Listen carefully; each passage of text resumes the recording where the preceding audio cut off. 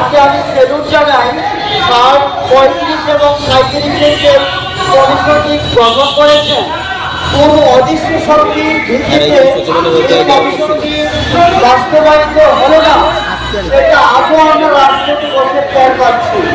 এখানে একটি অংশ যাচ্ছে বয়স বৃদ্ধি নিয়ে তাদের একটা সুচক্র মহল। কেন আমরা কি আরাকান থেকে এসেছি এই বাংলায়? কেন আমরা কি বাংলাদেশের নাগরিক নয়? এই রাষ্ট্রের উচিত শিক্ষা সেক্টরকে সঠিকভাবে গবেষণা করে বাংলাদেশের প্রত্যেকটি বিশ্ববিদ্যালয়কে, যেমন জাতীয় বিশ্ববিদ্যালয় একটা সময় শাসনচল ছিল এবং আমরা সেই অংশ, যেমন করোনাকালীন মহামারী এবং তৎকালীন করোনাকালীন সময় প্রায় 1.5 বছর সার্কুলার বন্ধ ছিল। এটা আপনারা সবাই জানেন। যারা নীতি নির্ধারণ এবং রাষ্ট্রের প্রতিনিধি, বিশেষ করে শিক্ষা বিভাগের এই গবেষণায় থাকা উচিত এবং তাদের এই সঠিক গবেষণা আমলে নেওয়া উচিত।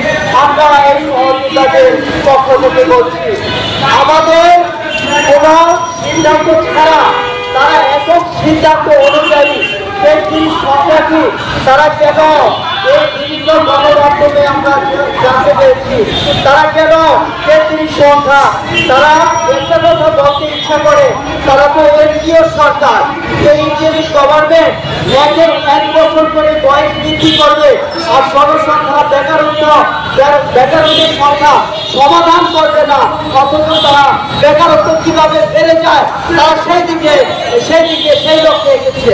কেন আমরা কি বাংলাদেশের নাগরিক নয়? সম্মানিত ভাইয়েরা, আমরা একটি বলতে চাই, এই সংবাদ মাধ্যমে রাষ্ট্রের নীতি নির্ধারকদের কাছে আমরা এই বার্তাটি পৌঁছে দিতে চাই। আমরা আবেদনের সুযোগ চাই, এমন করে আমরা চাকরি চাচ্ছি।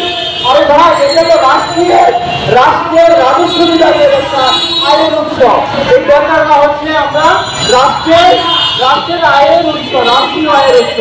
কেন আমরা চাকরি চাচ্ছি না?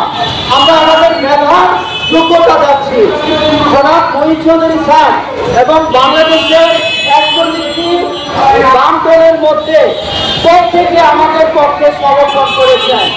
বাংলাদেশের কৃষক ফেডারেশনের সভাপতি এবং বিপ্লবী ওয়ার্কার্স পার্টির সভাপতি স্যার আমাদের সমর্থন করেছেন।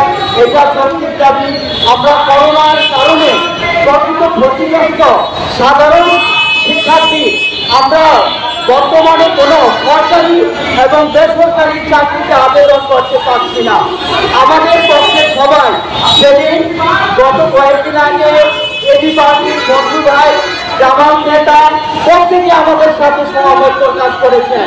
তারা কেন কোন সিদ্ধান্তের ভিত্তিতে তারা মনে করে ঢাকা বিশ্ববিদ্যালয় তাদের একমাত্র বিশ্ববিদ্যালয়, ওখানে থেকে সিদ্ধান্ত আছে, তারা তাদের কথায় 32 সংখ্যাটি দিল। কিন্তু এবার তারা তার বাহানা করতেছে, আমরা 35 দিন যাবৎ এখানে অবস্থান করছি। এখানে আমাদের ঘুমের সমস্যা, খাবারের সমস্যা এবং বাংলাদেশের বিভিন্ন জেলা থেকে আগত আমাদের সাথে সহযোগিতা ভাইরা মানবের কর্তৃপক্ষ যাপন করছে। আমাদের অনেক আপুরা অসুস্থ হয়ে পড়ছে এবং অনেক ভাইরা অসুস্থ, কারণ 1 মাসের বেশি দীর্ঘদিন ধরে আমরা অসুস্থতার সাথে এখানে আছি। কিন্তু রাষ্ট্রের কোনো গভর্নমেন্টের আমি সম্মান করতে বলছি, মাননীয় মন্ত্রী মহোদয় এবং উপদেষ্টা মহোদয় যারা আছেন এবং শিক্ষা মন্ত্রণালয়ের সংশ্লিষ্ট দপ্তরে যারা আছেন, তাদের উচিত আমাদের এই বিষয়টি আমলে নেওয়া এবং